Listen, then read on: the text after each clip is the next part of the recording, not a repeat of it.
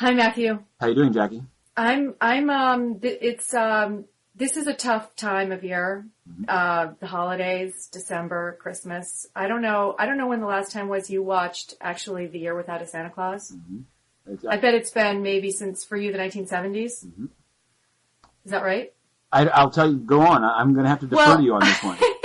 Well, I just, apropos of the UN, we had sort of a 1970s, childhood, right? And so all those Christmas shows, they're all on now on reruns. And of course, I'm terribly nostalgic about them all. And my kids watch them and they kind of get bored after a little while. And I'm like, wait, it's Heat Miser. Come back. Right. Oh no, now I got what you're saying. Sure. So anyway, there was this, apropos of the UN, there's this scene in The Year Without a Santa Claus where Santa realizes that all the children of the world really do appreciate and want him. And so there's this hysterical scene of all the children in the world dressed in their national costumes, embracing Christmas and Santa Claus. So it explains a lot. It explains how it's possible to grow up and pretty much assume that everyone out there is celebrating Christmas with you. Right. That's a good. It explains a lot of cultural chauvinism that we've had to become adults to understand. So No, that's I'll give you. I mean, just as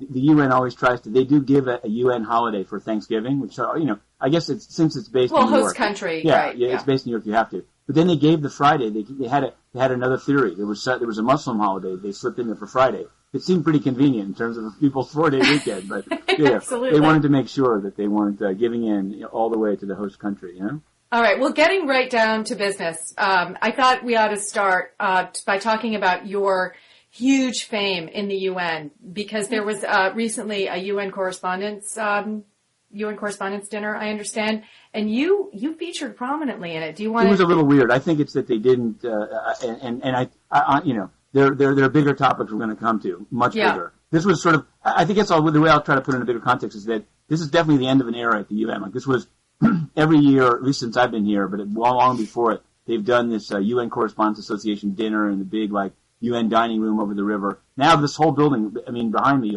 there's actually some boxes. We're packing up, but the building's more than half empty. They're moving everybody out. So this was sort of and so they do this thing. They have a dinner. Ban Ki-moon gave a speech. His new spokesman gave a speech.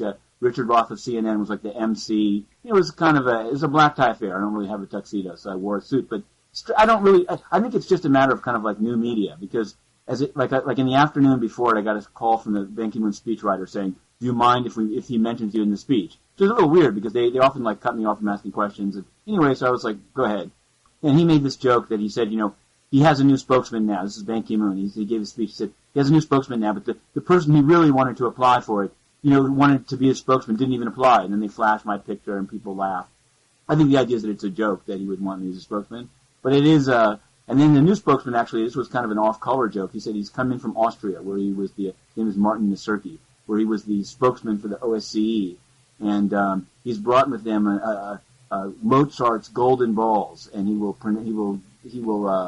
award them to me, which people thought was a little strange. But I think it's because things got very. I try not to be rude, but again, I think it's more has to do with new media versus old media. Like most print journalists here, at most their publication is going to let them write like one story, Right. Whereas with online journalism, you can write 5 or 6 a day. So I'll ask about Nepal, the Congo, and so anyway, that was the final joke for the outgoing spokeswoman is that she and I would go on a Club Med vacation to Sri Lanka. Everyone seemed to get a kick out of that. But all right, okay, so I don't know if I'm sensing from you that you weren't entirely flattered by the attention, but I would only suggest that I know you've had your differences with the 38th floor, sure.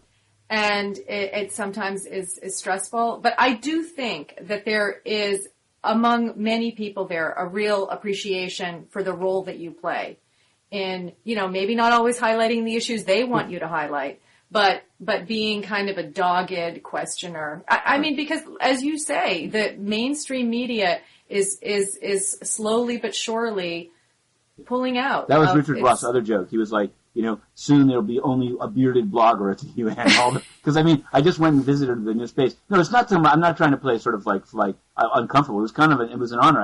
I think it was just sort of a fluke. I don't think the various speakers kind of coordinated. So they each wanted to make a joke, but that's amazing that if they didn't coordinate it and you turned up that's in, why. in But that's why, one. and I think it really is it's more a product of just a different approach. No, the only thing I was just, it's not that we're gonna, in a moment we're gonna talk about Darfur, the Congo, a hunger striker. So I just